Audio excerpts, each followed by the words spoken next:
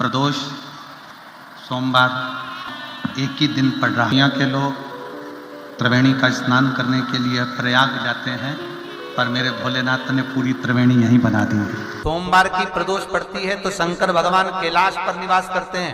हमारे यहाँ कहते हैं सोमवार की जो प्रदोष पड़ती है वो इच्छा पूर्ति करती है। मान लो आप प्रदोष का व्रत नहीं कर सकते, आप अगर व्रत नहीं कर सकते तो प्रदोष के दिन, प्रदोष काल में शाम का समय सूर्यास्त का कुछ पल, कुछ घड़ी के पहले से लेकर बाद तक का प्रदोष काल के अंतर्गत आप शंकर जी के मंदिर में जाकर एक लोटा पानी, 5 बेलपत्र भी अगर समर्पित करते हैं तो संपूर्ण प्रदोष का फल आपके भाग्य में प्रबल हो जाए। एक निवेदन सभी श्रोता बहन भाइयों से, कथा आस्था चैनल पर जो सुन रहे हैं, फेसबुक यूट्यूब पर जो सुन रहे हैं और पंडाल में बैठकर जो सुन रहे हैं, जिस दिन दिल से हारो ना, थोड़ी तकलीफों में अगर घिर जाओ, तकलीफें आ जाएं, कष्ट आ जाए, तकलीफें जिस दिन तुम्हारे भीतर बहुत ज्यादा मात्रा में आ जाए, उस दिन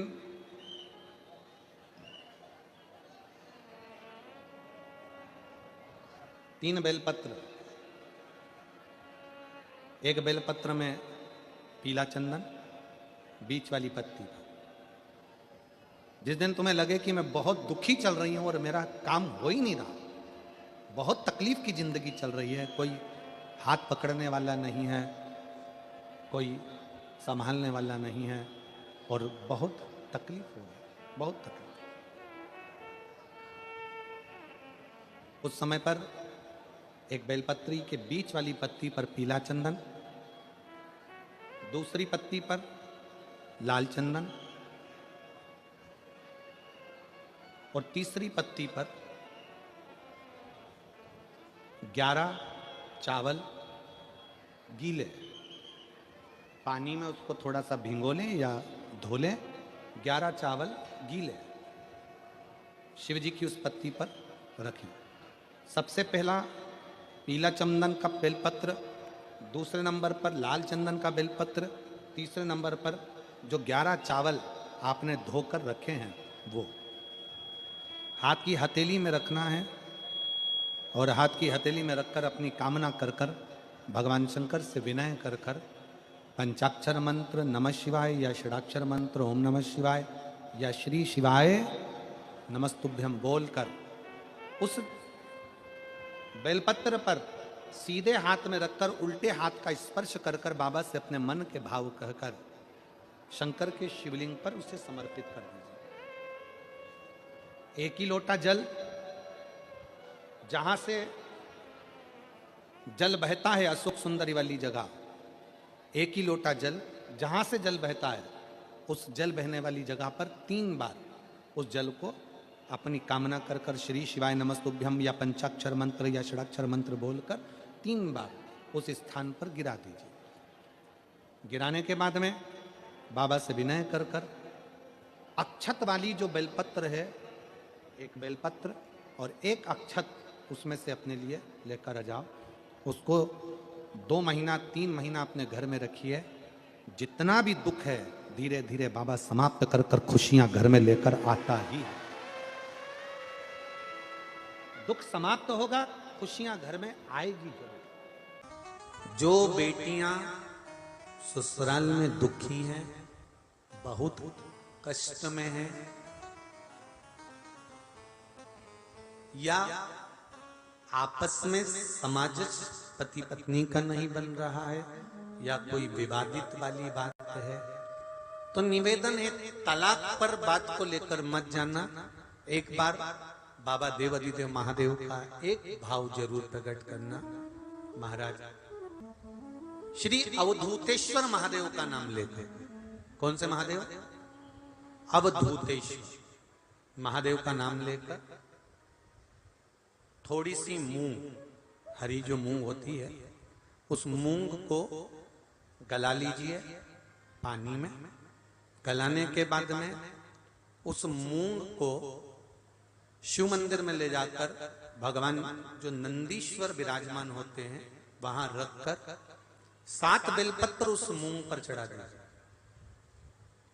चढ़ाकर बेलपत्र मेरे देवाधिदेव महादेव को अवधूतेश्वर महादेव के नाम से समर्पित कर दीजिए। वो मूंग उठाकर गौशाला में या आपके रोड पर कोई नंदी दिख जाए या गौशाला में कोई नंदीश्वर हो तो उस नंदी को वो मूंग खिला दीजिए थोड़ी सी। 3 या 4 प्रदोष करोगे, तलाक तक बात नहीं पहुंचेगी, आपस में प्रेम बढ़ जाएगा, बेटी को सम्मान मिलना प्रारंभ हो जाएगा और टेंशन समाप्त हो जाएगी, परिवार नहीं टूटेगा। जिस जिस महीने में जो जो प्रदोष पढ़ा करे, जब प्रदोष पढ़े, बन सके 1 बेलपत्र, बन सके 5 बेलपत्र, शमी पत्र, हरे मूंग, हरा मूंग, बेलपत्र, एक कलश के अंदर थोड़ा सा पानी लेकर 1 बेलपत्र, हरा मूंग, शमी पत्र डालकर और उसमें थोड़ा सा गुड़ डालकर भगवान शिव का स्मरण कर कर प्रदोष काल में, मान लो कोई काम आपका बहुत जरूरी है, बहुत दिनों से आप थक गए हैं, नहीं हो रहा, कर्जा बढ़ रहा है, धन नहीं आ रहा, व्यापार नहीं चढ़ रहा, या कोई समस्या बहुत प्रबल है, कोई एग्जाम में बैठ रहे हो नहीं हो रहा, परीक्षा भी दे दी है, रिजल्ट आने ही वाला है, तो भी प्रदोष काल में, प्रदोष के समय वो जल मूंग, शमी पत्र और बेलपत्र और गुड़ का शंकर के शिवलिंग को समर्पित करना प्रारंभ कर दो। 2 या 3 प्रदोष करोगे, बाबा आपकी मनोकामना शीघ्र पूर्ण कर देगा। 2 या 3 करो, बाबा करेगा। बहुत तकलीफ है, दुख की जिंदगी चल रही है, कोई परिवार में बेटे हैं, बहुएं हैं, बेटियां हैं, सब प्रयास कर रहे हैं,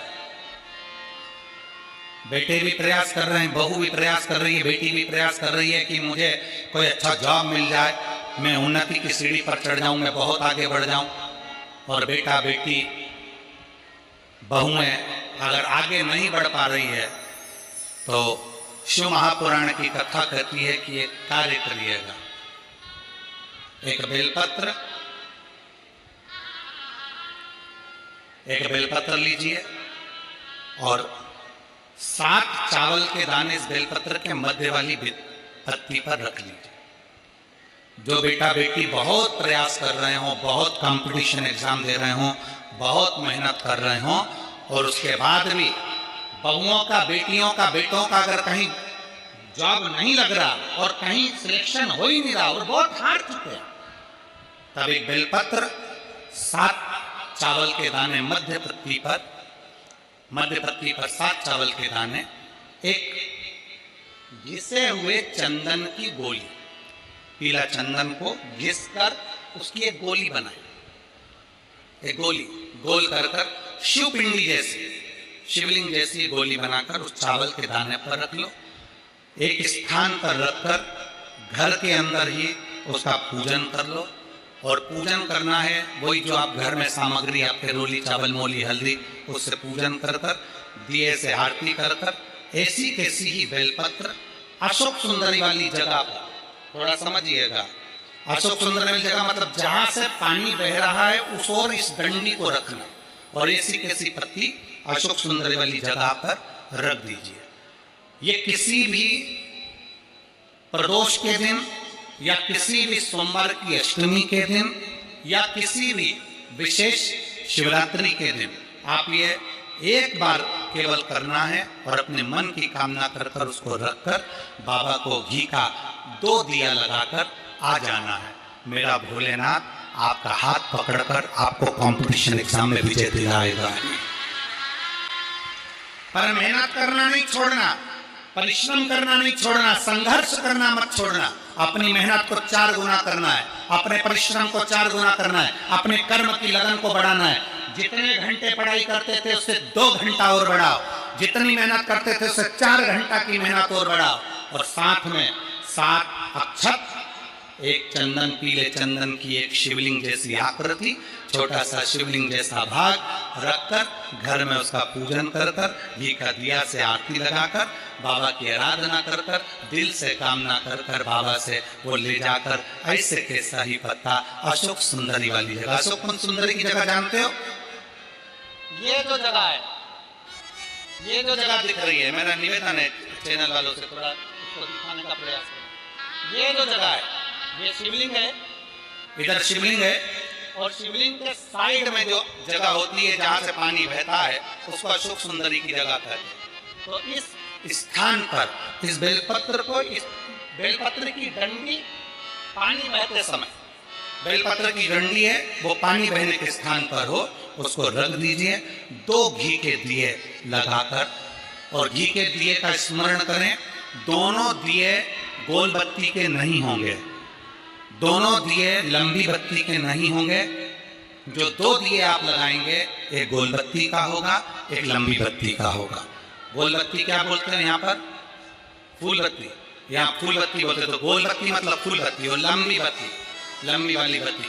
2 दिए लगाना है, एक जगत जननी का, एक बाबा विश्वनाथ का। दोनों दिए आप रखकर बाबा को प्रार्थना कर कर दिल से आइए, मेरा शंकर आपकी कामना पूर्ण करेगा, और पत्र व्यासपीठ पर जरूर आए अवश्य। शिव को प्रिय है पुष्प में आंक का पुष्प, जो आंकड़े का पुष्प होता है शंकर को बड़ा प्रिय है।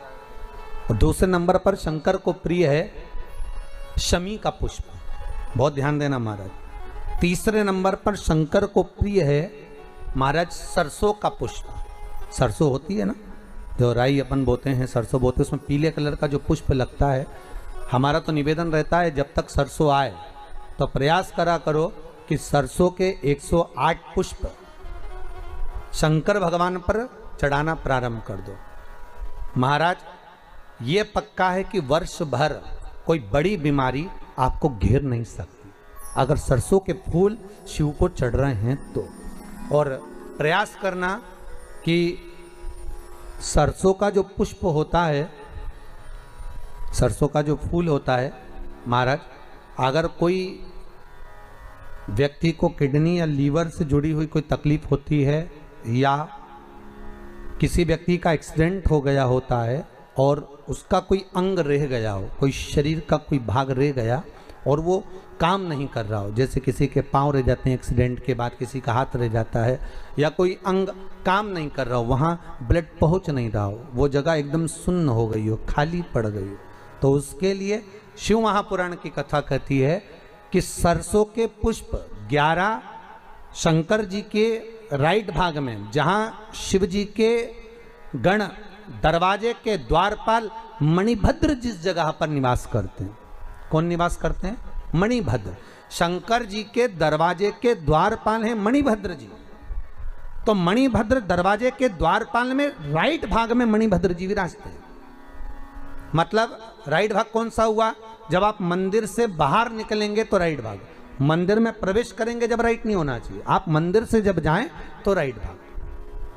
मतलब आप मंदिर से राइट से जाएंगे तो शंकर जी का भी राइट हो जाएगा, क्योंकि शिव जी ऐसे बैठे हैं तो शंकर जी का भी राइट हो गया, देवता उनका भी राइट हो गया, तो राइट भाग सीधा हाथ मणिभद्र जी का स्थान। 11 सरसों के पुष्प मणिभद्र के उस द्वार पर आप रख दीजिए, और मणिभद्र के द्वार पर रखकर अंदर जाकर 108 वापिस जब आप बाहर निकल रहे हैं, ये पुष्प आप रखने के बाद एक बार बाहर जाएंगे, फिर वापिस आएंगे मणिभद्र के रखने के बाद, और अंदर जाकर 108 सरसों के पुष्प शंकर को समर्पित करेंगे महाराज। उस सरसों के पुष्प जो शिव जी को आप समर्पित कर रहे हैं उसको वापिस लेकर आएंगे, श्री शिवाय नमस्तुभ्यम बोलकर उस सरसों के पुष्प को महाराज सरसों के तेल की बोतल में उसको डाल लीजिए। शंकर भगवान को किसी भी प्रदोष में, शाम के समय प्रदोष काल में उस तेल को वापस ले जाकर चढ़ा दीजिए शिव जी को, उसको वापस लेकर आ जाइए। उस तेल का प्रयोग आप नाभि में डालिए, और जो शरीर काम नहीं कर रहा उस स्थान पर कम से कम 15 दिन 20 दिन तक उसकी मालिश करना प्रारंभ करिए। बाबा चाहेगा तो चलाने का प्रयास कर देगा और वो अंग, वो शरीर काम करने लगेगा। मणिभद्र का स्मरण, श्री शिवाय नमस्तुभ्यम, सब बोलिए एक बार जमकर, श्री अरे पहले बोल दिया, हमारे साथ तो बोलो, श्री शिवाय नमस्तुभ्यम। भगवान शिव के मंत्र का स्मरण कर कर करते सरसों का जो पुष्प है उसमें आनंद की अनुभूति है।